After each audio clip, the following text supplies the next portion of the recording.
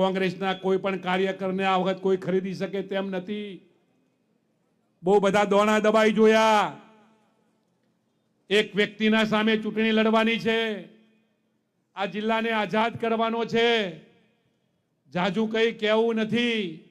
આપણા બધાની સહિયારી જવાબદારી બને છે કે 7મી તારીખે પોતપોતાના બૂથ ઉપર 90-95 મતદાન કરાવી ભારતીય જનતા પાર્ટીને પરાસ્ત કરવા માટે, જ્ઞાનીબેનને જીતાડવા માટે આજથી જ બૂથ મેનેજમેન્ટ કરી અને શું કરવાથી કોંગ્રેસ તરફી 100% મતદાન કરી અને આ જિલ્લાને એક વ્યક્તિના હાથમાંથી છોડાઈએ એ જ વિનંતી સાથે ભારત માતા કી જય।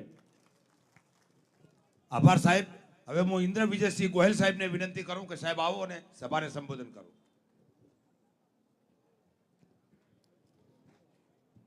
સમગ્ર ગુજરાત